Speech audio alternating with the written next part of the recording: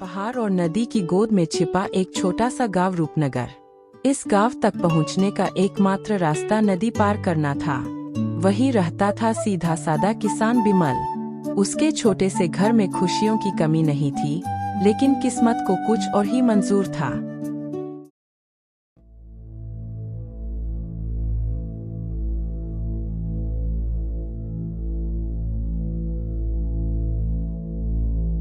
सुधा, तुम्हें कितनी बार कहा है इस धूप में नदी किनारे चलकर खेत मत आया करो। अपनी सेहत का भी तो ख्याल रखो। तुम्हारी चिंता देखकर ही मेरी भूख मिट जाती है। घर के कोने में बैठी रहूं तो क्या तुम्हारे हाथ का खाना मिल पाता? हम दोनों साथ में न खाए तो क्या पेट भरता?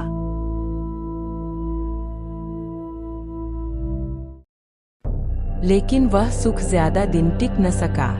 जुड़वा बेटियों आलो और छाया को जन्म देते समय सुधा हमेशा के लिए आंखें मूंद गई। गांव के बुजुर्ग और पड़ोसियों ने बिमल को दूसरी शादी करने की सलाह दी। बिमल, 2 बेटियों को पालना अकेले के बस की बात नहीं है। घर में एक माँ का होना जरूरी है। शादी कर ही लो। काका, ये आलो और छाया ही मेरी दुनिया है। उनकी आंखों में ही मैं सुधा को देखता हूँ। मैं ही उनका पिता बनूंगा, मैं ही उनकी माँ।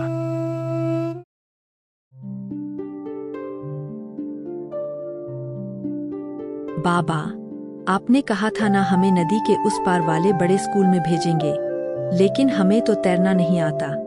बाबा, मछुआ काका ना हो तो हम उस पार जा ही नहीं पाएंगे। हमें तैरना सिखा दो ना। अच्छा बेटा, इस रविवार तुम्हें पानी का राजा बना दूंगा।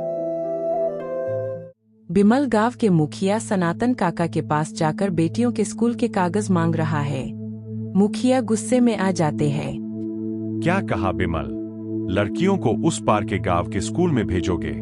हमारे गांव की लड़कियां कभी घर से बाहर नहीं गईं। यह परंपरा तोड़ोगे तो गांव का अनिष्ट होगा। काका, जमाना बदल गया है। मेरी बेटियां पढ़ेंगी, सीखेंगी। मैं उन्हें अंधेरे के पिंजरे में कैद करके नहीं रखूंगा। आप बस हस्ताक्षर कर दीजिए। और छाया नाव से स्कूल से लौट रही है। अचानक वे देखती है कि मुखिया सनातन बीच नदी में डगमगाकर उलट गई। मुखिया डूबने लगते हैं और हाथ पैर मार रहे हैं। मुझे तैरना नहीं आता, कोई है, बचाओ। कुछ सोचे समझे वे पानी में कूद पड़ती है।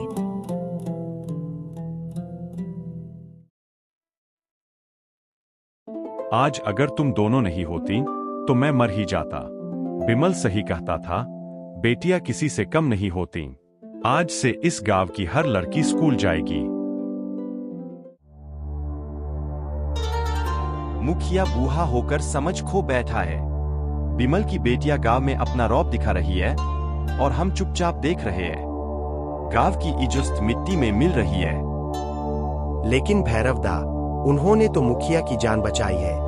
पूरा गांव उनका सम्मान करता है। जान बचाई तो क्या हुआ, अब इनके पंख काटने होंगे। बिमल अपने खेत में काम कर रहा है। आलो और छाया स्कूल से लौटकर पिता की मदद करने आती है। बिमल का शरीर अब पहले जैसा साथ नहीं देता। बाबा, आप आराम करो, हम इस खेत की घास फूस साफ कर देते हैं। तुम्हें पढ़ाई करने के लिए भेजा है बेटा।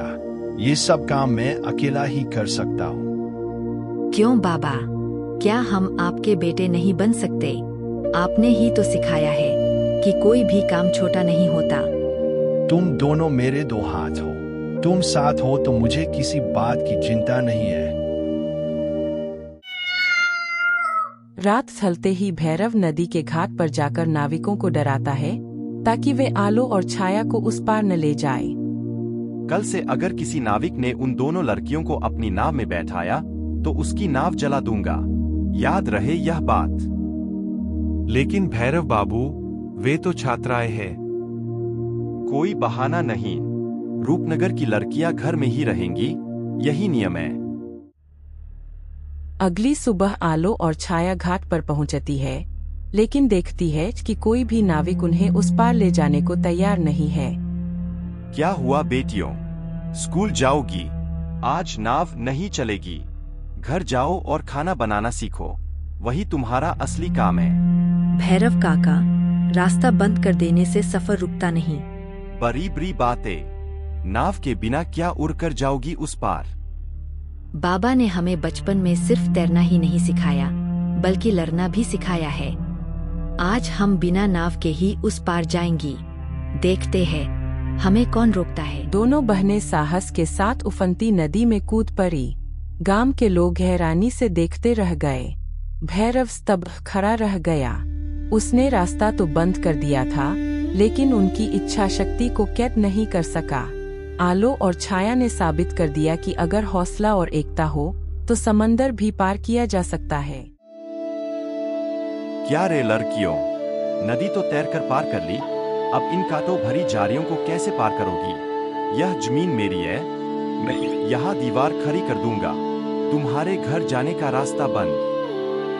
भैरव, तुम यह ठीक नहीं कर रहे हो। सदियों से लोग इसी रास्ते से आते जाते रहे हैं। नियम मैं बनाता हूँ बिमल, और तुम्हारी बेटियां तो बड़ी साहसी है। अब देखता हूँ कि वे आसमान से उड़कर घर में कैसे जाती है।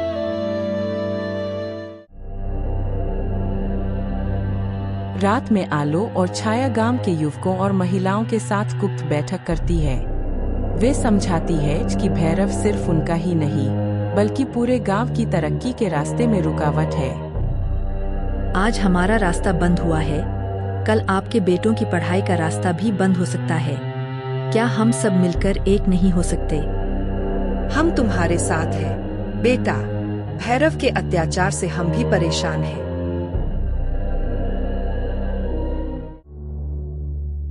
अगली सुबह जब भैरव अपनी जमीन पर दीवार बनाने के लिए लोगों को लेकर आता है, तो वह हैरान रह जाता है। वहाँ पूरा गांव खड़ा है और सबके हाथों में छोटे छोटे पौधे हैं। ये सब क्या हो रहा है? हट जाओ, कह रहा हूँ, यह जमीन मेरी है। जमीन तुम्हारी हो सकती है भैरव, लेकिन गांव का रास्ता बंद करने का कानूनी अधिकार किसी के पास नहीं है। मैं सरकारी दफ्तर से आदेश लेकर आई हूँ। अब यह रास्ता सार्वजनिक मार्ग घोषित हो चुका है। क्या मुखिया जी, आप? हाँ, इन लड़कियों ने ही मुझे याद दिलाया कि एकता ही असली ताकत है। जिन्हें तुम डराते थे, वही आज एक हो गए हैं। अगर गांव अब पहले जैसा नहीं रहा।